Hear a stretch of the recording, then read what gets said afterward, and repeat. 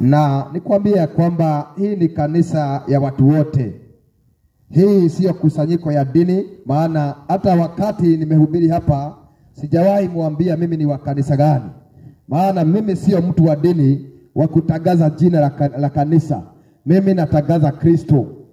Mimi natangaza Kristo, hata kama kuna lile kanisa ninasomea, bali mimi sijakuja kwa sababu ya kanisa, bali nimekuja ili kusimamisha kanisa ndani ya roho yako.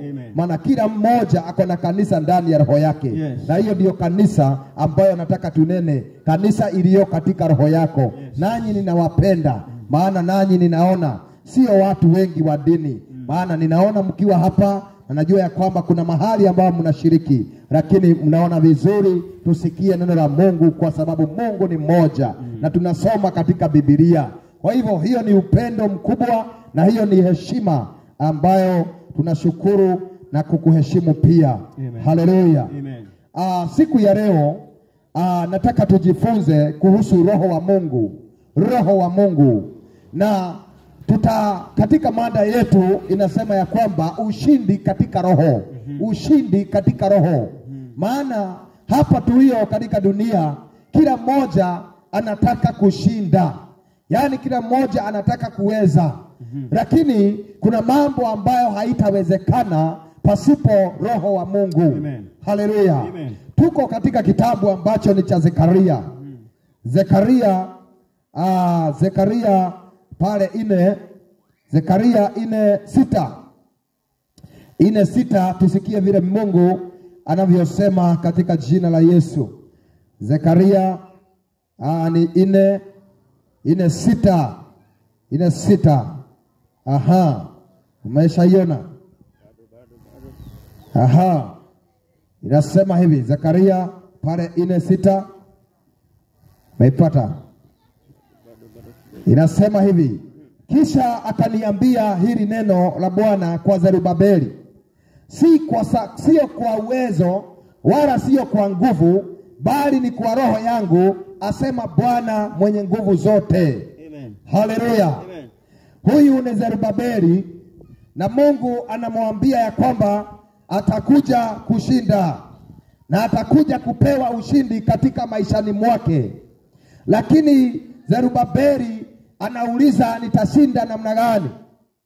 Mtu akikuambia kwamba kuna ushindi ulio mbele yako, hata wewe utauliza, nitashinda namna gani? Mimi na watoto wangu, mimi katika imani, katika maisha haya nitashinda namna gani? Lakini Mungu akajibu na kusema, sio kwa uwezo, haleluya, wala sio kwa nguvu, bali ni kwa roho yangu, asema Bwana mwenye nguvu zote. Haleluya. Ya kwamba kushinda sio kwa nguvu. Tunaona katika Biblia kulikuwa na jamaa mmoja, jina lake alikuwa anaitwa Goliatho. Goliatho alikuwa ni jitu kubwa, jitu ambayo ni yenye miramba, na watu wale walikuwa ni majitu nyakati zile. Lakini kulikuwa na Daudi. Daudi alikuwa ni kijana ambaye hakuwa na nguvu, na wakati ambapo Goliatho alimuona Daudi, akauliza, nani huyu mmemleta apigane na mimi? Amekuja akiwa na ile kitu ya mawe. Akauliza, kwani mnadhani mimi nikaumbwa ya kwamba Daudi amekuja na kajiwe? Angalia. Yes. Haleluya. Lakini Goliatho hakuwa amejua ya kwamba ushindi sio kwa sababu ya nguvu, ushindi sio kwa sababu ya nyama na damu, lakini ni kwa sababu ya jina la Bwana. Haleluya. Hivyo ndivyo ilivyo hata katika maisha hii tunayoishi. Yes. Kuna maisha tunayoishi, kuna vitu ambavyo viko mbele zetu kama Goliatho. Kuna vitu ziko mbele zetu kama jitu, kama milima. Lakini hautaweza kwa nguvu ya mwili. Yes. Hautaweza kwa nguvu ambayo ni ya mwili na nyama. Bali Mungu anasema nini? Sio kwa uwezo wala sio kwa nguvu, bali ni kwa roho yangu, asema Bwana. Haleluya. Hiyo ni kusema ya kwamba tunahitaji roho wa Bwana nyakati hizi za leo, nyakati hizi za mwisho, ili tukaweze kushinda Goliatho, ili tukaweze kushinda shetani. Amen. Maandiko inasema ya kwamba nyakati za mwisho shetani atakuwa atakuwa na ubaya mwingi sana, atakasirika akijua ya kwamba wakati wake ni wa mwisho, ana muda mdogo, ana muda mfupi. Kwa hivyo shetani atapiga watu vita. Ukiingia katika doa, ukiingia kwa vijana, ukienda kwa wanaume, unaona shetani amewabana, shetani anawapinga, na wengine wamefungwa na shetani. Hakuna kuendelea, hakuna ushindi. Shetani anajua nyakati ambazo tuko, lakini Mungu anasema sio kwa sababu ya nguvu. Haleluya! Hatutaenda kuchukua mashuma, hatutaenda kutafuta mapanga wala mabuduki, bali ni kwa nguvu za Roho Mtakatifu tutamshinda shetani, tutashinda majaribu, tutashinda hata mwili. Kama kuna adui mkubwa katika maishani mwa mwanadamu, hata sio shetani. Adui mkubwa namba moja ni mwili wako. Amen. Mwili wako ni adui. Adui mkubwa ni mwili wako. Maandiko inasema ya kwamba Paulo alisema, nani atanikomboa katika nguvu za mwili wangu? Amen. Nikitaka kufanya vizuri, najipata nikifanya dhambi. Nikitaka kuenda huku, najipata nikienda kwingine. Nani atakutukomboa katika hii adui ambayo ni mwili wetu? Hisia, hata fikira, hata kuongozwa na mwili, tamaa za mwili. Lakini Paulo anajibu na kusema ya kwamba tunamshukuru Bwana Yesu, maana kupitia Roho Mtakatifu tunashinda mwili. Amen. Haleluya. Amen. Kupitia nguvu za Mungu, Yes. kupitia Roho Mtakatifu, Yes. tunashinda mwili, tunashinda nguvu za mwili, tunashinda dhambi. Amen. Hiyo ni kusema ya kwamba hatuwezi kushinda kwa nguvu na mwili. Yes. Hatuwezi kushinda kwa sababu ya nguvu, sio kwa ujanja wako, sio kwa nguvu ya kifua, No. wala sio nguvu ya mikono. Yes. Ni kwa nguvu ya Bwana. Amen. Asema Bwana. Amen. Amen. Haleluya. Amen. Ili tusije tukasema ati nimetumia nguvu yangu, ili tusije tukasema nimetumia ujanja wangu. Ndio maana Mungu anataka tushinde kwa nguvu zake mwenyewe. Anasema sio kwa uweza wala sio kwa nguvu, bali ni kwa Roho yangu, asema Bwana mwenye nguvu zote. Amen. Maana Mungu hawezi kujitukuza kwa nguvu ya mwanadamu, bali Mungu atajitukuza kwa nguvu yake mwenyewe, yaani kwa Roho Mtakatifu atatukuzwa. Amen. Na ndiyo maana wakati Mungu anachagua watu, haangalii nguvu ya mwili. Haleluya. Amen. Ndiyo maana wakati Mungu anainua wanadamu, haangalii masomo, sijui ulisoma hadi wapi, sijui uko na kifua mrefu hadi wapi. Hapana. Mungu haangalii hayo yote, bali Mungu anakutumia Roho wake Mtakatifu, na unatumika kama chombo ambacho ni cha dhamana. Yes. Haleluya. Amen.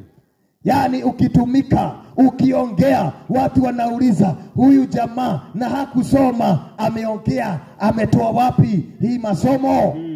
Hii nguvu ametoa wapi? Sio kwa nguvu, bali ni kwa Roho Mtakatifu. Amen. Bwana Yesu asifiwe sana. Amen. Yo. Maana kama Daudi alikuwa na nguvu wakati ambapo alimshinda Goliathi, basi tungesema Daudi alikuwa na nguvu, ni kifua, ni mkono wake ulikuwa mkubwa wenye nguvu. Lakini tukiangalia Daudi wakiwa na Goliathi, tunaona hapana, hizi ni nguvu za Mwenyezi Mungu. Haleluya. Na hivyo ndivyo Mungu anasema. Kwa hivyo huenda mtu wa chamali, umekuwa ukipigana vita zako vibaya katika mwili na damu. Umekuwa ukipigana vita zako katika nguvu zako mwenyewe. Hautaweza. Bali utaweza kupitia nguvu za Bwana. Yes. Na ndiyo maana katika maisha ya Mkristo tunahitaji Roho Mtakatifu ili tukaweze kushinda. Mungu alijua ya kwamba hatuwezi kushinda pasipo Roho Mtakatifu. Yo.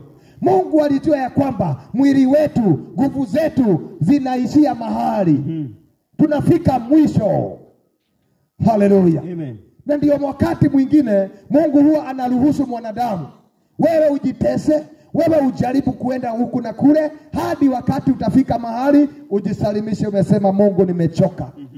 Nimechoka. Nimefika mwisho. Hapo ambapo nguvu zako zimefika, hapo ndipo Mungu anakuja, anajionyesha nguvu zake. Haleluya. Amen. Bwana Yesu asifiwe. Amen. Wakati mwanadamu amefika mwisho, nguvu za Mungu zinakuja nazo zinaendelea. Ndio wakati ule utakaposhinda, hautasema ni kwa nguvu zangu. Ndio. Bali ni kwa nguvu za Mungu. Haleluya. Amen. Ndio maandiko inasema yule Zerubabeli akaambiwa na Mungu, sio kwa uwezo wala sio kwa nguvu, bali ni kwa roho yangu, asema Bwana mwenye nguvu zote. Amen. Na ndio maana hata Daudi anasema kuna watu ambao wanategemea mafarasi, magari, majeshi, wengine silaha, lakini sisi tunategemea nguvu za Mungu. Yes. Haleluya. Amen. Maana ipo watu wanategemea magari, farasi, hata wanategemea silaha, lakini sisi tunategemea nguvu za Mungu. Yes. Ambazo ni Roho Mtakatifu. Amen. Huyo ndio nguvu ya Mkristo. Huyo ndio nguvu ya aliyeamini, waaminio. Nguvu za waaminio ni nguvu za Roho Mtakatifu. Na ndio maana tunahitaji kama wale watu ambao tumeamini Kristo, umuombe Mungu akujaze kwa nguvu za Roho Mtakatifu, ili ukaweze kushinda mambo. Haleluya. Yes. Wakati mmoja kulikuwa na nabii aliyekuwa anaitwa Elijah. Na Elijah wakati mmoja alikuwa kwa mahali pale katika jangwani, na akasikia mgurumo wa mvua, na ikawa kuna safari iliyokuweko mbele yake, na ikawa hata kuna farasi la gari lilikuwa mbele yake. Lakini maandiko inasema Roho wa Mungu akamuingia Elijah, naye Elijah alikimbia mbio kuliko farasi. Haleluya. Amen. Maana hakutegemea farasi, alitegemea nguvu za Bwana. Yes. Nasi nyakati hizi za leo, wale wote ambao wanatembea katika Roho Mtakatifu wataona nguvu za Bwana. Watafanya mambo makuu. Hawatachoka. Watashinda, maana wanategemea nguvu za Bwana. Amen. Amen. Lakini ole wao wale watu ambao wanategemea nguvu zao. Ole wake anayetegemea nguvu zake. Mwingine anategemea pesa zake. Wengine wanategemea madaktari. Wengine wanategemea magari. Watakuja kujuta. Maana zote zitafika mwisho. Siko na mwisho. Ili uweze kutambua ya kwamba ipo Mungu aliye mbinguni. Haleluya. Amen. Ndio maana ndugu wapendwa, tunaishi katika wakati ambapo vitu zote zitakuja kuisha. Nguvu ya pesa inafika mwisho. Nguvu ya mwili inafika mwisho. Hata nguvu na hekima za wanadamu zinafika mwisho. Nguvu za ambazo ni za silaha ziko na mwisho wake. Yes. Madaktari iko na mwisho. Hapo ndipo mwanadamu anafika mahali anasema ninahitaji nguvu za Mungu. Yes. Haleluya. Amen. Maana sio kwa nguvu zetu, bali ni kwa nguvu za Roho Mtakatifu. Amen. Ndio maana tunahitaji kumtambua Mungu katika maishani mwetu. Kwa sababu mambo haya inafanyika ndio wanadamu wajaribu kumrudia Mungu wao. Amen. Hebu nisikia. Wakati wa corona kuna watu waliojua ya kwamba ipo Mungu mmoja aliye mbinguni, aliye na uwezo na nguvu. Haleluya. Amen. Sikiza. Kulikuwa na tajiri mmoja wakati wa corona. Huyo tajiri wakati ambapo alipogonjeka akapatwa yuko na ugonjwa, yule tajiri alienda hospitali, akaenda na pesa zake. Mwingine akajipata ako na kansa. Alipoenda na pesa, alikuwa amebeba pesa na gunia kwa daktari, akamwambia pesa ndizo hizi. Mimi ninakuomba daktari, ulipe wakati wa kuishi tena. Kama ni pesa nitakupa, lakini hii ugonjwa nataka ujue vile ambavyo itakavyoisha. Haleluya. Amen. Daktari alipomuona akamwambia kwamba hata kama ninajua wewe ni tajiri, hata kama wewe ni mwenye dunia, mimi nataka kukwambia kwamba siwezi maana huu ugonjwa hauna dawa. Hauna dawa. Madaktari, masayansi wamefika mwisho. Hata sisi tumefika mwisho. Mzee, na pesa yako hakuna kitu kinaweza kukuokoa. Haleluya. Amen. Mzee aliposikia hivyo tajiri alitoa pesa zake akazimwaga hospitali. Kwa sababu ya nini? Maana alikuja kugundua ya kwamba ipo mwisho wa mwanadamu. Hata kama wewe uko na pesa, jua ya kwamba pesa haiwezi kukuokoa wakati wa kifo. Nguvu za pesa zimeisha. Haleluya. Yaani nguvu za pesa zimeisha. Amen. Zimefika mwisho. Na hivyo ndivyo ilivyo. Tuko katika wakati huu ambao Mungu ameleta hata magonjwa yasiyokuwa na tiba. Magonjwa imekuja ndio tukaweze kutazamia nguvu za Mungu. Yes. Maana ipo watu wanaabudu madaktari. Wengine wanaabudu mahospitali makubwa. Yes. Wengine wanasema niko na pesa, unajua ninaweza kwenda India. India kwa sababu yuko na pesa, matajiri. Lakini iko wakati ambapo Mungu anakuambia nguvu ya pesa yako iko wapi? Imefika mwisho. Imefika mwisho. Yes. Ndio maana Mungu anasema ya kwamba kama ni ushindi tunataka kushinda, hatutashinda kwa sababu ya nguvu, sio pesa zako, sio hekima ya mwanadamu, sio kwa mahospitali, wala sio kwa dawa, bali ni kwa nguvu za Roho Mtakatifu. Yes, hallelujah. Hallelujah. Amen. Kwa sababu mwanadamu anajiona kama ako na kitu, lakini mwanadamu hana kitu, ni bure. Mungu akiondoa nguvu zake kwa mwanadamu, mwanadamu ameisha kabisa. Ameisha. Amen. Ndio maana ndugu wapendwa, tunahitaji kunyenyekea na kutegemea nguvu za Mungu. Yes. Unajua kuna watu ambao huwa wanajisifu na wanasema ya kwamba wao ndio wamefika hapo ambapo wamefika. Ipo watu ambao wanajiona. Ipo watu ambao hawaangalii, hawaoni ati ni kwa nguvu za Mungu. Yes. Tajiri mmoja aliambiwa ya kwamba unafaa kushukuru Mungu, Mungu amekufikisha hapo. Tajiri mpumbavu akasema ya kwamba nashukuru Mungu nini? Na hii ni bidii ya mikono yangu. Ole wake. Sikia. Aliuliza nashukuru nini Mungu? Na hii ni bidii ya mikono yangu. Lakini Mungu ni nani? Wakati Mungu anasikia maneno kama hayo yenye kiburi, anakuja anaondoa nguvu zako. Unabaki kuwa hauna nguvu kwa bure. Maana hata nguvu ya shamba, nguvu ya kunyanyua jembe na kulima inatokana kwa Mungu. Yes. Usije ukafika mahali unauliza ushukuru nini?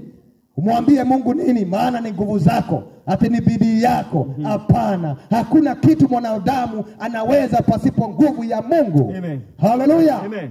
Na hivyo ndivyo Zerubabeli alipoambiwa na Mungu, sio kwa uwezo wako, wala sio kwa nguvu zako, bali ni kwa roho yangu, asema Bwana mwenye nguvu zote. Amen. Amen. Yaani nguvu zote ni za Mungu. Yes. Nguvu za uhai, nguvu hata hekima, chochote tulicho nacho ni Mungu ametupa. Yes. Na ni chembe chembe kidogo tu kutoka kwa Mungu. Yaani angalia huu mchanga. Ukiangalia huu mchanga, unaona huu mchanga unaweza kuugawanya na unaweza kuchukua tu kachembe chembe kamchanga kamoja tu. Hiyo ndiyo nguvu ya mwanadamu. Lakini nguvu nyingine yote, mchanga wote wa bahari, hizo zote ni kama nguvu za Mungu. Yes. Kwa hivyo hata kama unajiona ukiwa na kitu, hata kama wewe ndiye mwenye magari, wewe ndiyo mwenye mashamba, wewe ndiyo mwenye madola, mamilioni, mbele za Mungu ni kama kachembe chembe. Yes. Hallelujah. Amen. Yaani ni kama katone kamoja mbele ya bahari. Yes. Unaona ati katone kamaji mbele ya maji ya bahari kanaringa. Kanaringa nini? Katone kamoja mbele ya bahari. Katone ambapo jua tu ikiwaka, hako katone kanakauka. Kamekauka. Hallelujah. Na bahari haiwezi kukauka. Bwana Yesu asifiwe sana. Amen.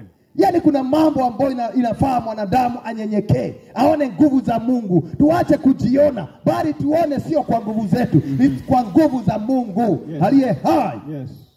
Bwana Yesu asifiwe. Amen. Hebu tusome kitabu ambacho ni cha Samueli 2:9. Samueli 2:9. Samueli. Haleluya. Amen. Wacha tusome. Inasema hivi, kitabu cha Samueli, usikie nguvu ya mwanadamu ni bure na haiwezi kukusaidia. Wakati mwingine unajiona wewe ni kijana, uko na nguvu, uko na kifua. Mwingine ni msichana, ndio naona mrembo, akikanyanga naona kama dunia inatingizika. Na kuambia nguvu ya mwili ni bure. Haleluya. Na haiwezi kukusaidia. Tunahitaji kunyenyekea na tuone Mungu katika kila kitu. Ukiwa kijana ona Mungu. Ukiwa msichana ona Mungu. Ukiwa tajiri ona Mungu. Hata ukiwa maskini ona Mungu tu. Amen. Maana Mungu amekupa kitu ambacho tajiri hana. Bwana Yesu asifiwe. Amen. Wacha tumshukuru Bwana na tumpende Mungu. Kitabu cha Samueli wa pili, cha Samueli wa kwanza pale 2 pale 9. Samueli wa kwanza 2:9. Inasema hivi, ya kwamba yeye atairinda miguu ya watakatifu wake, lakini waovu watanyamazishwa kwenye giza. Sio kwa nguvu ya mtu hushinda. Haleluya. Amen. Ati sio kwa nguvu ya mtu hushinda, wala wapingao Bwana wataharibiwa kabisa. Haleluya. Amen. Mungu anasema sio kwa nguvu ya mtu hushinda. Yaani sio kwa nguvu ya mwili mwanadamu anashinda. Na ukiangalia usiku na mchana, wanadamu wanagombana kwa sababu ya nguvu. Kwa sababu ya nguvu. Yaani unapata mtu halali akijiangalia tu, mwingine akishukua mashuma. Unapata mtu anashukua mashuma, mwingine anaangalia nguvu ya mwili, urembo wa mwili. Sio kwa nguvu wala urembo, bali ni kwa nguvu za Roho Mtakatifu. Yes. Haleluya. Amen. Mwanadamu kama angetafuta Mungu, basi mambo itakuwa ikibadilika. Yes. Kwa sababu vita tunayopingana sio vita ya mwili na nyama. Yes. Bali maandiko inasema ni vita ambazo ni za kiroho. Haleluya. Amen. Ndio mambo ikuje ifanyike, mambo huwa inafanyika katika kiroho. Umewaiona wakati mwingine ndio kifo ikuje, kuna mtu anaona katika kiroho, anaona hiyo jambo. Yaani mambo yote inaanza katika kiroho. Kwa hivyo sio kwa nguvu za mwili, bali ni nguvu za Roho Mtakatifu. Kama ni vita zako, utazipigana katika kiroho. Amen. Hautapigana kwenye mwili. Yes. Hata wacha kusubuana na watu kwa maneno mengi. Hata usibishane na watu. Yes. Ni kwa Roho Mtakatifu. Yaani vita zako pigana katika kiroho. Na utapigana katika kiroho namna gani? Unahitaji Roho wa Mungu. Yes. Amen. Ili ukaweza kupigana vita zako na ili ukaweza kushinda ushindi juu ya maisha yako. Yes. Ni kwa Roho Mtakatifu, sio kwa nguvu tunazotumia. Lakini watu wa siku ya leo wanatumia nguvu za mwili, nguvu za ujanja, nguvu za teknolojia. Yes. Tunahitaji nguvu za Roho Mtakatifu. Wakati Yesu alipoenda juu, aliporudi, alisema ya kwamba sitamuacha vile mlivyo, bali nitampa Roho Mtakatifu. Amen. Yesu hakuachia mwanadamu mwingine. Yesu alituachia Roho Mtakatifu. Yes. Alijua ya kwamba tukiwa na Roho Mtakatifu tutashinda. Yes, sisi ni washindi. Amen. Amen. Amen. Alijua ya kwamba tukiwa na Roho Mtakatifu tutashinda. Maana ukiwa na Roho wa Bwana, huyo anaona hata mambo ikiwa kwa Roho. Yes. Haleluya. Amen. Hatukuachiwa nabii, hatukuachiwa mchungaji, hatukuachiwa bishopu, hatukuachiwa na fulani. Wote walikuja wakafa. Kama ni wakina Paulo walikufa, kama ni wakina Elia walikufa. Nani aliachiwa kanisa? Ni Roho Mtakatifu. Amen. Maana huyo hakufi. Huyo ndio uzima wa kanisa. Amen. Huyo ndio uzima wa Mkristo. Yes. Ukiwa na Roho Mtakatifu umeshashinda. Yes. Wewe ni mshindi. Haleluya. Amen. Nguvu ya mwili haitakuweza. Hata kifo haitakuweza. Yes. Kwa sababu huyo Roho anakufanya uwe hai. Amen. Watu wanapoanguka, wanaanguka kwa sababu wamekosa Roho Mtakatifu. Watu wanapoingia katika majaribio na wanaanguka kwa kukosa Roho. Yes. Lakini ukiwa na Roho hauwezi kuanguka, maana nguvu zako ni Roho Mtakatifu. Yes. Amen. Maandiko inasema kitabu cha Mathayo ya kwamba Yesu aliongozwa na Roho hadi jangwani, mahali ambapo alienda kujaribiwa. Amen. Ukiongozwa na Roho hata wakati wa majaribu utashinda. Yes. Bwana Yesu asifiwe. Amen. Lakini ukiongozwa na mwili utashindwa. Amen. Utashindwa. Yesu aliongozwa na Roho Mtakatifu kwenye jangwani na akabishana na kupingana na shetani. Amen. Maana alikuwa amejazwa na Roho Mtakatifu. Hata sisi wa Kristo, sisi watu wa Mungu, unahitaji Roho wa Mungu ili ukaweze kushinda. Yes. Amen. Amen. Amen. Ipo Wakristo wengi sana hapa ambao walishaokoka, walishadhani, lakini hawana Roho Mtakatifu. Wakati majaribu inakuja, wanaingia. Wakiona mvinyo wanakunywa. Wakiona hii hawasamehei. Nguvu za Roho Mtakatifu. Haleluya. Ukiwa na nguvu za Roho Mtakatifu, hautaingia kwenye majaribu, haitakuangusha, bali utaangusha majaribu. Yes. Utayashinda majaribu. Amen. Kwa nini watu nasikia mtu ameokoka lakini bado ni msherati? Nasikia mtu ndio ati kwanza ni mchungaji lakini ni msherati. Ni kwa sababu hana nguvu ya Roho Mtakatifu. Yes. Amen. Maana Mkristo, mchungaji, mtu wa Mungu, unahitaji nguvu ya Roho Mtakatifu ndio ukaweze kushinda majaribu. Yes. Kuna watu ambao wakiona kile wameona wanakifuata. Ati mtu akiona chochote anafuata. Yani anaishi kwa tamaa za macho. Anaishi kufuata. Chochote kinapita unapita nacho. Amen. Hautaki kujua ni nini, unapita. Kwa sababu hauna nguvu za Roho Mtakatifu. Yes. Unahitaji nguvu za Roho Mtakatifu ndugu yangu. Hii ukaweza kushinda majaribu ya mwili. Kweli. Maana wale wanaongozwa na mwili, maana hakuna dereva. Na dereva ni Roho Mtakatifu. Yes. Haleluya. Yaani katika mwili wako ni kama gari. Unahitaji dereva. Dereva ndiye huwa anapeleka gari mahali anataka. Sasa ukiwa na Roho wa Mungu atakupeleka kule anataka. Yes. Lakini ukikosa Roho wa Mungu, shetani na mwili wako anakupeleka katika majaribu ya dhambi. Yes. Na ndio watu wengi wanaingia kwenye dhambi usiku na mchana. Ndio watu wengi wanachoma picha. Nasikia ule ni mama wa kanisa. Yule hata mzee wake alikufa, hanaga mzee lakini ni mama wa kanisa. Yani ni single mother. Na huyu single mother kila mwaka anapata mtoto. Kila mwaka akona mtoto. Na ni single mother, mzee wake ati alikufa, yeye ni mjane. Lakini watoto ni kama wa miujiza. Wanatoka wapi? Na sio Roho Mtakatifu. Wanatoka wapi? Haleluya. Sio wa Roho Mtakatifu. Kumbe kuna kitu kinachoendelea. Maana huyu mama hajajazwa na Roho Mtakatifu. Anatembea kwenye mwili. Yes. Ukitembea kwenye mwili hautakosa kuingia kwenye dhambi. Yes.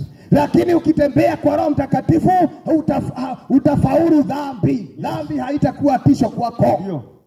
Bwana Yesu asifiwe. Amen. Hata vijana waliookoka, mkitembea kwa Roho Mtakatifu hamutatembea kwa dhambi. Yes. Wasichana waliookoka, jazweni na Roho Mtakatifu ili mkaweze kushinda dhambi. Yes. Kuokoka sio kwenda tu kanisa na kukaa. Kuokoka ni kujazwa na Roho Mtakatifu. Yes. Hapo ndio wokovu wa kweli unaanza. Yesu akasema, amin nakwambia, mtu asipozaliwa tena kwa maji na Roho hataweza kuingia ufalme wa Mungu. Yes. Unahitaji kujazwa tena na kuzaliwa tena kwa maji na kwa Roho Mtakatifu. Yes. Ili ukaweze kushinda dunia hii. Amen. Hii dunia hatuwezi kwa macho, hatuwezi kwa mwili, hatuwezi kwa ujanja wetu. Kama ni kwa ujanja utashindwa. Hebu sikieni. Kulikuwa na jamaa mmoja ambaye alikuwa anatabuikana kama Samsoni. Samsoni alikuwa ni jamaa mwenye miramba 4. Samsoni alikuwa anaua wanaume kama 1000 kwa mikono yake. Alikuwa mtu mwenye nguvu, alibomoa majumba, alifanya mambo makuu kwa nguvu ya mwili.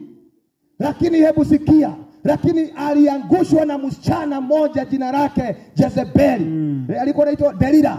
Jina lake Delila. Yes. Aliangushwa. Hata kama uko na nguvu ya mwili, hata kama unaweza kubomoa manyumba, hata kama unaweza kuangushwa na mwanamke. Yes. Maana umekosa nguvu za Roho Mtakatifu. Shetani anakunyemelea. Wakati ambapo Roho wa Mungu alimuondokea Samsoni, Delila naye akaingia. Samsoni akanyolewa nywele. Samsoni chini akang'olewa hata macho. Samsoni nguvu yake ikaisha. Akawa kitu bure. Maana sio kwa nguvu ya mwili, haleluya, ni kwa nguvu ya Roho Mtakatifu. Amen. Kwa hivyo wacheni kuangalia nguvu zenyu. Kuna vijana wanajiangalia, unajua mimi mama ninajielewa, mimi mama niko na nguvu, mimi hawaniwezi. Utawezwa ukitegemea nguvu zako. Yes. Lakini ukitegemea nguvu za Roho Mtakatifu hautawezwa. Amen. Wewe utakuwa mshindi. Wewe hautawezwa na shetani. Yes. Lakini utaweza shetani. Kwa sababu walio katika Roho wa Mungu wanawaka moto kama Mungu mwenyewe. Yes. Roho wa Mungu ni Mungu aliye akiwa ndani yako. Ndio maana mambo yote yanawezekana ndani ya Mungu. Ni ndani ya Roho Mtakatifu utaweza mambo mengi. Yes. Na mambo yote yanawezekana kwa wale ambao waliongozwa na Roho Mtakatifu. Ni msaidizi. Yeye ndiye msaidizi. Yeye ndiye nguvu yako. Yes. Ndio maana anasema ya kwamba sio kwa nguvu mtu hushinda, bali ni kwa nguvu za Roho Mtakatifu. Yes. Tunahitaji Roho Mtakatifu. Amen. Uwe mama, uwe baba, yes, tunahitaji Roho Mtakatifu. Yes. Amen. Maana Roho Mtakatifu hiyo ndiyo nguvu ya Mkristo. Hiyo ndiyo nguvu ya mtu ambaye aliyemkiri Yesu Kristo. Andiko linasema ya kwamba Paulo akasema hatukuokoka kwa nguvu za wanadamu. Hatukuja tu kwa nguvu za mwili. Tulikuja na tuliokoka kwa nguvu za Roho Mtakatifu. Yes. Maana wokovu wako ikiwa tu ni mdomo na ushuhuda, hiyo wokovu ni bure. Tunahitaji wokovu wa nguvu za Roho Mtakatifu. Yes. Kama ni kuomba, omba ukiongozwa na Roho Mtakatifu. Yes. Kama ni kusoma neno, soma ukiongozwa na Roho Mtakatifu. Yes. Ukifanya mambo yote unafanya kwa Roho Mtakatifu. Mahubiri kwa Roho Mtakatifu. Basi Roho Mtakatifu analeta uzima. Amen. Lakini tukifanya mambo kwa mwili inaleta ni kifo. Ni kifo. Hebu sikia. Roho Mtakatifu ni macho ya Mungu. Amen. Na Roho Mtakatifu huwa anaangalia, anaona hata mambo ambao iko katika sirini. Ndio maana tunahitaji Roho Mtakatifu wa Mungu ili tujue mambo yaliyo siri. Amen. Sasa hivi ukiulizwa kesho kutakuwaje haujui. Ukiulizwa kesho utakuwa wapi haujui. Wengine wakiulizwa mwaka unaokuja utakuwa wapi hawajui, hawafahamu. Lakini kwa Roho Mtakatifu unaweza jua. Yes.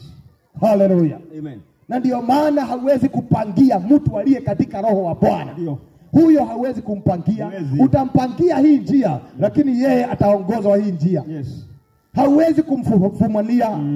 Yaani huyo mtu ni mtu ambaye hauwezi kusema anaenda wapi, ametoka wapi. Maana hauwezi kutambua njia zake. Anaongozwa na Roho. Maana anaongozwa na Roho Mtakatifu. Amen. Wakati mmoja Yesu akasema kitabu cha Yohana pale 3, pale 7 au 6 ya kwamba yeyote ambaye anaongozwa na Roho Mtakatifu anakaa kama upepo. Yes. Hawezi kusema upepo unatoka wapi, unaenda wapi. Hivyo ndivyo alivyo. Yeyote anaongozwa na Roho Mtakatifu hajulikani anatoka wapi, anaenda wapi. Kwa hivyo ukimpangia huku atatokea huku. Yes. Hallelujah. Amen. Maana haijulikani, ni Roho wa Mungu anampeleka tu. Yes. Hata ukijipata unaenda hivi, weenda tu. Roho wa Mungu ako huko. Yes. Hallelujah. Atamuongoza. Wakati mwingine Roho wa Mungu anakuongoza, unaona kama umetupa mbao, unaona kama umechanganyikiwa, lakini hiyo njia ulio unapata Mungu tumepatana na mtu fulani ambaye haujawahi patana na yeye. Unapata ya kwamba kumbe ni Roho wa Mungu tu alinisaidia niende hivi. Hivyo ndivyo ilivyo. Wale wanaotembea katika Roho wa Mungu mambo yao haielezeki. Hawezi kuelezea wanaenda wapi, wanatoka wapi, kwa sababu ni nguvu za Roho Mtakatifu. Yes. Hallelujah. Amen. Amen. Hebu sikia. Soma katika kitabu ambacho ni cha Wakorintho wa pili pale 10. Maandiko inasema hivi. Wakorintho wa pili pale 10 inasema, lakini mambo haya Mungu ametufunulia kwa Roho wake. Amen. Amen. Ya kwamba mambo haya Mungu anatufunulia katika Roho wake. Roho huchunguza kila kitu. Sikia. Hata mambo ndani ya Mungu. Amen. Amen. Ya kwamba Roho wa Mungu ndiye huwa anachunguza. Na anachunguza kila kitu, hata mambo ndani sana ya Mungu. Yes. Oh, hallelujah. Amen. Ni Roho wa Mungu anachunguza. Hauhitaji kutafuta mtu apeleleze. Hauhitaji kuambia mama enda upeleleze, ama kijana enda upeleleze. Roho wa Mungu ni mpelelezi. Roho wa Mungu anachunguza kila kitu, hata mambo ya ndani ya siri anaijua. Yes. Na anaweza kunenea kwa siri. Hata ndani ya moyo wa mtu. Hata ndani ya moyo au kwa fikira. Amen. Anaweza kukunenea na kukuambia hivi ndivyo wanavyokupangia. Yes. Hallelujah. Amen. Siku moja tunaona Yesu, baba yake Yusufu, wakati ambapo Herodi aliamua akasema ya kwamba watoto wauliwe wa kike wa kiume. Maandiko inasema Roho wa Bwana akamnenea Yusufu katika ndoto. Akamwambia ya kwamba hama enda mji mwingine, maana huyu mfalme ameamua kuua vijana. Yes. Hallelujah. Amen. Vivyo hivyo hata wakati wa Musa alipozaliwa, pia Mungu akanena akasema kwa Roho Mtakatifu, toka huko, maana huyo mfalme anataka kuua vijana. Wote. Sasa ukiongozwa na Roho Mtakatifu hauwezi kupangiwa mabaya. Yes. Na ukipangiwa utajua. Yes. Hallelujah. Amen. Sasa tunahitaji Roho wa Mungu ili tukaweze kushinda mambo yote. Yes. Kuamini Yesu haijatosha. Bali kuna nguvu ambazo Yesu alisema, nitatuma Roho Mtakatifu na akija ndani yenu mtapata nguvu. Hallelujah. Amen. Huyo ndiyo nguvu ya Mkristo. Majini haikuwezi, wachawi hawakuwezi. Tena wakija wanaona moto. Amen. Moto. Yaani ukiwa mtu ambaye amejazwa na Roho Mtakatifu, wachawi ndio watatoroka. Sio wewe utatorokea wachawi. Ndio. Yes. Wachawi ndio watahama. Wanaenda mbio. Wanahama, wanaenda mbali. Hallelujah. Amen. Mahali hapa kulikuwa na wachawi wengi sana. Lakini wakati punde makanisa ilianza kuingia, wachungaji wakaanza kuingia, wachawi walihama. Na wataendelea na kuhama. Yes. Na kuhama. Na wale ambao hawatatubu hata wao watahama. Yes. Mambo ni matatu. Wahame au waondoke hapa duniani. Ndio. Hivyo ndivyo ilivyo. Maana giza haina ushirika na mwangaza. Wakati mwangaza inakuja, giza lazima iondoke. Hallelujah. Amen. Wakati mwangaza unakuja, giza haina budi inatoka. Ukiwasha stima usiku, giza inatoroka. Hivyo ndivyo ilivyo. Mtu aliye na Roho Mtakatifu hataweza kukaa na mchawi. Mchawi atatoka. Walogi na wachawi na majini yatatimua. Pack and go. Wataenda bio. Kwa sababu hawana uweza na nguvu. Yes. Maana nguvu ya Mungu ni nguvu kubwa kuliko nguvu ya shetani. Yes. Mwangaza ni mkubwa kuliko giza. Amen. Hallelujah. Amen. Giza ni kitu kidogo mbele ya mwangaza. Haijalishi wakati mwingine ni giza totoro. Lakini hata kama uko na katoshi kadogo hivi, ukimulika unaona mahali unaenda. Giza inatoroka. Ukimulika giza inatoroka. Kweli. Hallelujah. Amen. Haijalishi wewe tu unahitaji mwangaza, na huyo Yesu ndiye mwangaza wa dunia. Amen. Ukiwa na yeye giza inatoroka. Yes. Kwa hivyo usije ukawa na wasiwasi. Hatunajua mahali hapa kuna wachawi. Unajua hata biashara yangu nini? Hapana. Wewe kile unahitaji ni Yesu na nguvu za Roho Mtakatifu. Yes. Majini, wachawi wamewezwa kwa jina la Yesu. Amen. Hallelujah. Amen. Kwa sababu Mungu ako na nguvu na uweza. Ndio. Hebu sikia. Maandiko imetuambia kwamba lakini mambo haya Mungu amefunua katika Roho wake. Roho huchunguza kila kitu, hata mambo ya ndani sana ya Mungu. Amen. Na nyakati za mwisho Mungu atamimina Roho wake. Ukisoma kitabu cha Yoeli pale 2:28 Nasema ya kwamba nyakati za mwisho Mungu atamimina roho wake kwa vijana, kwa wazee, wataota ndoto, watatabiri, wataona mambo. Haleluya. Hiyo ni nguvu za Roho Mtakatifu. Tunahitaji watu wa chamari, pokeeni Roho Mtakatifu. Vijana waote ndoto, wazee waone maono, waote ndoto au maono, hata wamama watatabiri kwa nguvu za Roho Mtakatifu. Haleluya. Hakuna njama itakayopangwa ambayo hautaona. Mungu atakufanya uone kwa Roho Mtakatifu, kwa sababu chamari ni ya Mungu, katika jina la Yesu. In the name of Jesus. Haleluya. Sisi ni watu wa Mungu. Wewe ni mtu wa Mungu. Pamoja na kizazi chako tumebarikiwa, na sisi sio watu wa kugadamizwa na mapepo na majini. Watu wataanza kutoka na kuenda mbali katika jina la Yesu. Unajua kuna mipaka ambayo imewekwa, na hiyo mipaka kuanzia sasa itafunguliwa katika jina la Yesu. Roho wa Mungu hawezi kuwekewa mipaka. Jazweni kwa Roho Mtakatifu na mtavunja mipaka. Hatunasikia ati mtu ati ameenda mbali, ameenda hapa Marafa. Mwingine ati ameenda mbali na ni familia mzima, amepita hapa Malindi. Sikia, mipaka ya kishetani. Tunakataa hiyo mipaka katika jina la Yesu. Mtaenda mbali, mvuke, mwende mbali, mwende hata nje ya nchi katika jina la Yesu. Maana ukiwa na Roho Mtakatifu, wewe hauwezi kuzimwa wala hauwezi kuwekewa mipaka. Haleluya. Watu wa Mungu sio wa kuwekewa mipaka. Watu wa Mungu ni wa kuvunja mipaka. Tunakataa mipaka ya shetani.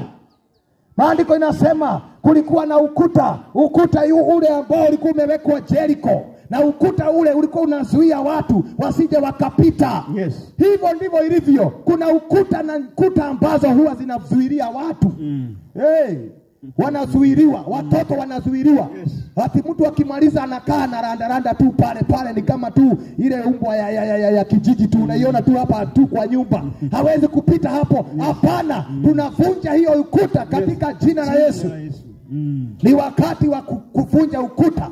Ni wakati wa kwenda mbali na kufanya yale ambayo Mungu aliyokusudia utafanya katika jina la Yesu. Ndio Mungu anasema ya kwamba tukubali kujazwa na Roho Mtakatifu na tutafanya mambo makuu na mambo ya ajabu. Kitabu cha Danieli kinasema ya kwamba wale wanaomjua Mungu wao watafanya mambo ya ajabu. Watafanya mambo makuu. Ndugu yangu, unahitaji kumjua Mungu wako. Juana na Yesu. Juana na Roho Mtakatifu. Mungu ni nguvu zake. Mungu ni roho. Mungu ni roho. Tena huyo roho ni nguvu. Juana na Yesu. Huyo Yesu bado yeye ni roho. Alisema atawacha roho wake. Juana na Roho Mtakatifu. Juana na Yesu na utafanya mambo makuu na ya ajabu. Katika jina la Yesu. Tusiitikie kudanganywa na shetani. Usiitikie kuongozwa na mwili. Vijana, wasichana, watoto wengi wanaongozwa na mwili, lakini mwili mwisho yake ni kifo. Hata unasikia watu wanarandaranda wakisikia mahali ambapo kuna muziki ya kishetani, vijana wanalala wakienda usiku. Unajua kuna wakati nilikuwa ninarudi, napatana na vijana wako katika mabodaboda, wote wanaelekea kule sijui Malindi huko mbele. Kuna nini? Napatana vijana wamevaa kama shetani, wasichana wamevaa nusu uchi. Yaani zile nyimbo wanacheza ni nyimbo za kipepo, nyimbo za kijehanamu. Hapana. Huu sio wakati wa kuongozwa na kutafuta raha za dunia. Katika vile vikundi watu huwa wanakufa, maana inakuwa ni kama sacrifice, yani ni kama kafara na dhabihu ya shetani. Katika ile dance, katika vile nyimbo, lazima kuna watu fulani watakao kufa. Hapana, ni wakati wa kukataa kuongozwa na mwili vijana. Acheni kuongozwa na mwili. Shetani alikuwa ni muibaji, na hata siku ya leo anatumia nyimbo kushika vijana, kuangamiza wasichana, kuwaharibu maisha yao. Kama nyimbo hazimtukuzi Mungu, hizo nyimbo zinamtukuza shetani. Haleluya. Ongozeni na Roho Mtakatifu. Maana mkiongozwa na mwili mtakuja kujuta. Hapana, usipe mwili wako nafasi. Raha za dunia, hizo tamaa, hizo nyimbo za usherati na pombe, achana nazo. Amen. Hiyo ni mitego ya shetani. Vijana, ni wakati wenyu wa kuinuka. Ni wakati wenyu wa kusimama. Oneni mbele, mko na maisha marefu. Angalia mbele, lakini unapoingia katika hayo mambo, hauna maisha. Hauna. Yes. Huwa unapatana na vijana lakini wamezeeka kuliko mababa zao.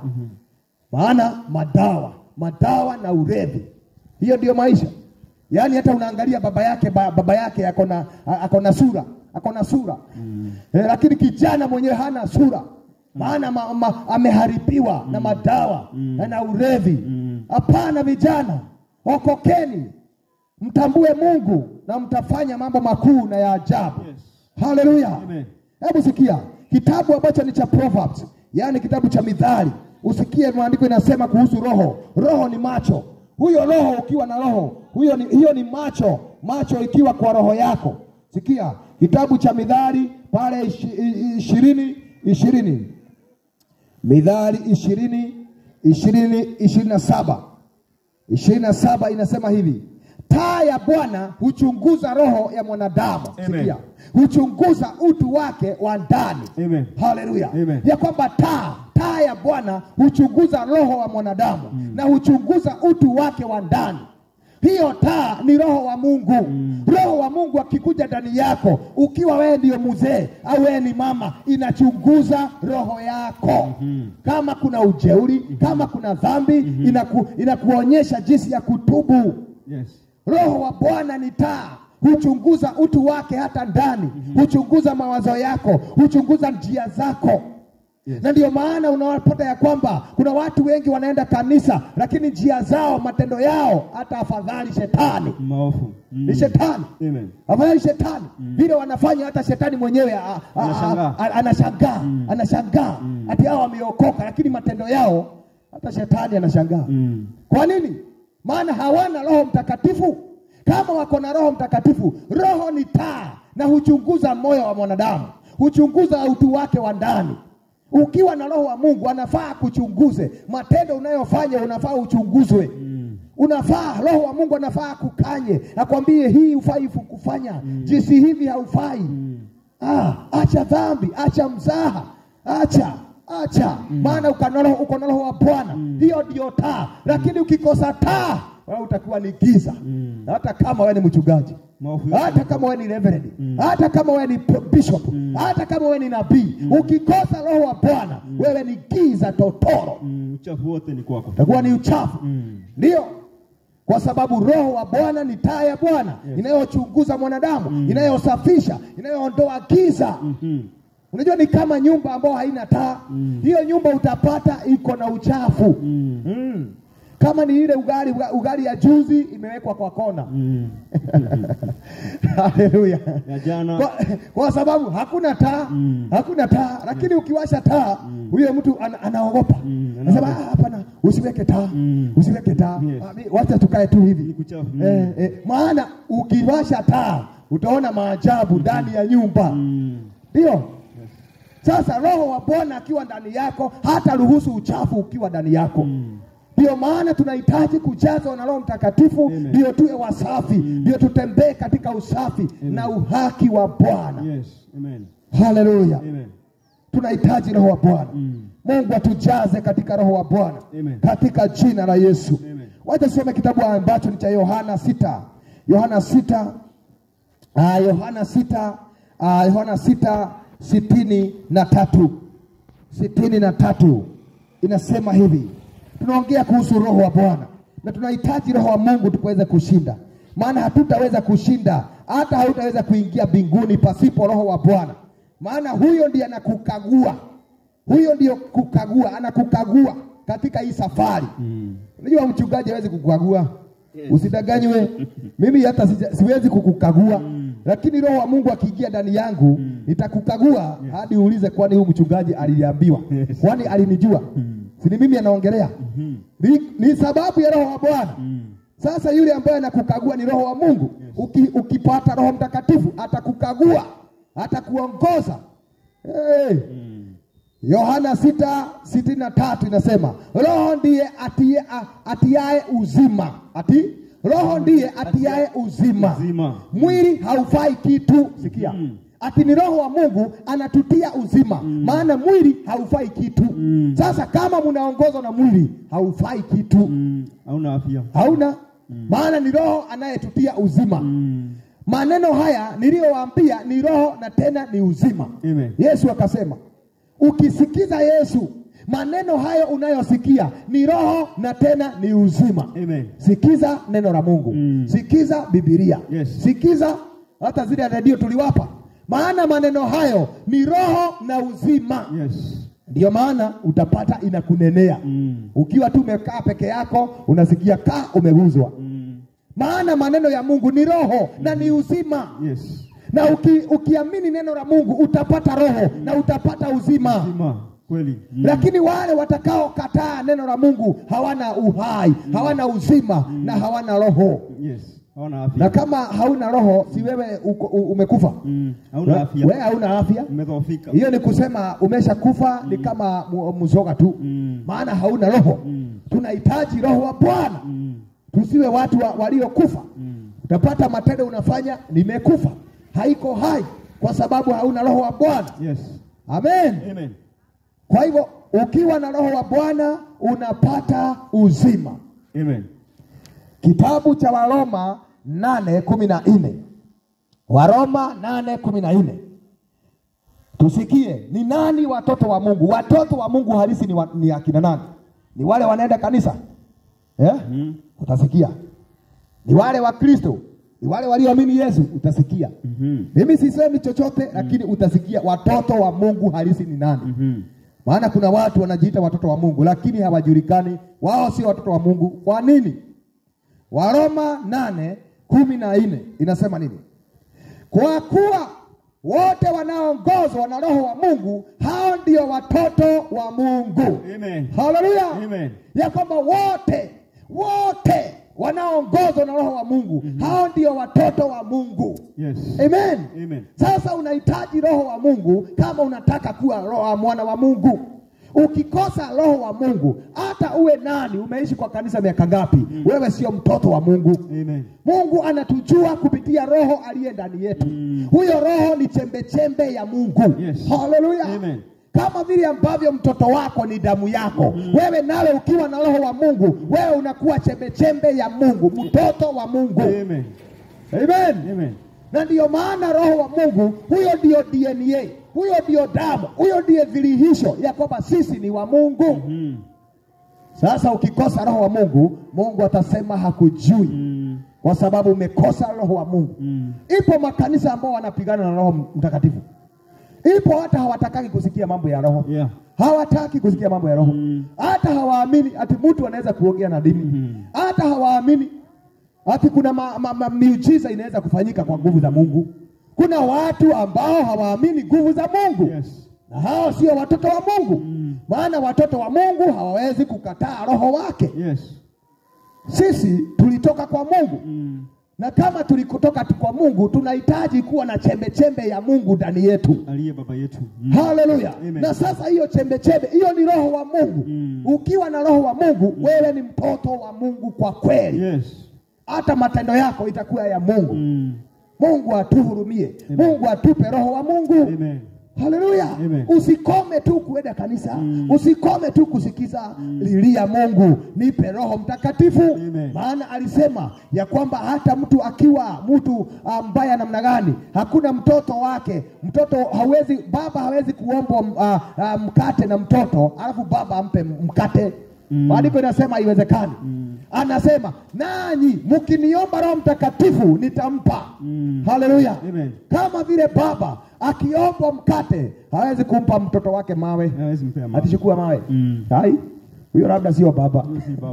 Huyo ni pepo. Lakini nyinyi Mungu anasema mkiomba Mungu aliye mbinguni, mkimuomba katika jina la Yesu, atampa Roho Mtakatifu. Amen. Muombeni nanyi mtapata. Amen. Bisheni nanyi mtafunguliwa. Tafuteni nanyi mtapata. Amen. Asema Bwana. Kwa hivyo wale wote wanaongozwa na Roho Mtakatifu, hao ndio watoto wa Mungu.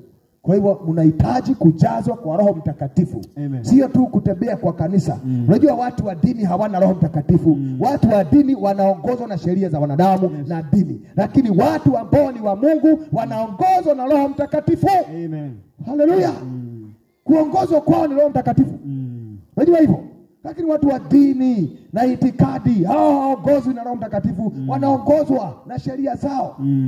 Ndio.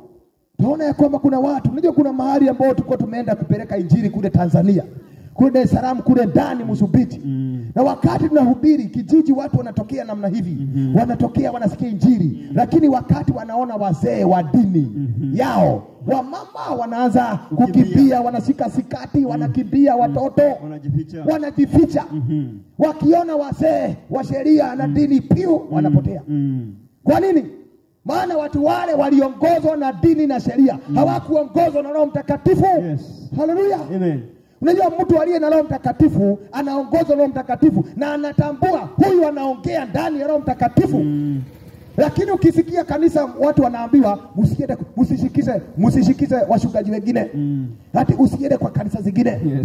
Hiyo ni dini. Hiyo ni dini. Unahitaji kuwa na Roho Mtakatifu, upambanue, nitasikia hii sitasikia.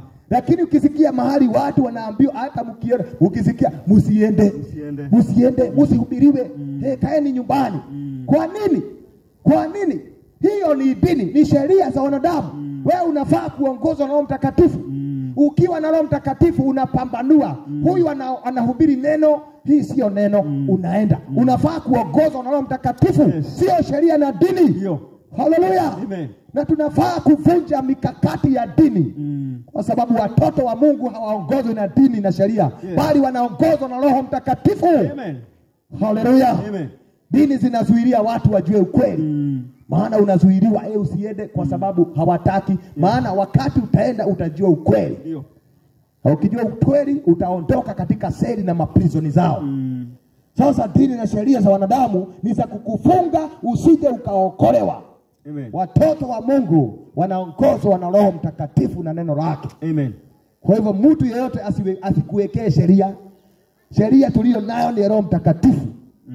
Tunaongozwa, tunasikia kupitia Roho Mtakatifu wa Bwana. Amen. Haleluya. Amen. Maana kile tunachonena ni kile kilicho katika neno la Mungu. Wacha tusome neno hili tumalizie. Waroma 8:9. Waroma 8:9 inasema hivi. Lakini ninyi hamtawaliwi na mwili. Sikia. Waroma 8:9 inasema, lakini ninyi hamtawaliwi na mwili, bali na Roho. Ikiwa Roho wa Mungu anakaa ndani yenu, mtu yeyote ambaye hana Roho wa Kristo, yeye sio wa Kristo. Amen. Sikia. Mtu yeyote ambaye hana Roho wa Kristo, yeye sio wa Kristo. Lakini kama Kristo anakaa ndani yenu, miili yenu imekufa kwa sababu ya dhambi. Lakini roho zenu zi hai kwa sababu ya haki. Anasema nini? Yeyote ambaye hana Roho wa Kristo, huyo sio wa Kristo. Na Mungu anataka tujazwe kwa Roho Mtakatifu. Maana ikiwa hauna Roho wake, wewe sio wa Mungu. Na tumesikia ya kwamba ushindi wetu unatokana na Roho Mtakatifu. Sio kwa nguvu zetu, sio kwa hekima zetu, sio kwa dini zetu, sio kwa kanisa zetu, bali ni kwa Roho Mtakatifu. Haleluya. Mungu atupe Roho wa Mungu. Kupokea Roho Mtakatifu unahitaji nini? Unahitaji jambo moja tu. Unahitaji kutubu na kuamini Bwana Yesu Kristo. Ukimwamini Yesu na utubu dhambi zako, anasema atakupa Roho msaidizi. Msaidizi atakupa ambaye ni Roho Mtakatifu. Wakati unatubu kisha unabatizwa kwa jina la Yesu, unapokea Roho Mtakatifu. Maana Roho Mtakatifu ndio njia ya kwenda mbinguni. Haleluya. Huyo ndiye ambaye aliyetumwa aandae kanisa kwa sababu ya ujio wa pili wa Kristo. Maana siku moja hivi imekaribia, Kristo atarudi. Yesu atarudi. Na wale walio na Roho wa Mungu, hao ni wana wa Mungu, watanyakuliwa. Ukikosa Roho wa Mungu, hautanyakuliwa. Ndugu mpendwa, kaka, dada, mama, mnahitaji Roho wa Bwana. Tuombe Roho wa Mungu tujazwe. Tusiwe watu tu ati ni wa Kristo, bali hatuna Roho Mtakatifu. Maana sio wale wa Kristo, bali ni wale walio na Roho wa Mungu. Hao ndio wana wa Mungu.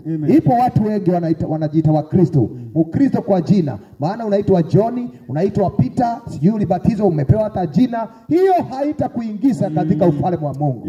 Kile kitakacho kuingiza ni Roho wa Mungu.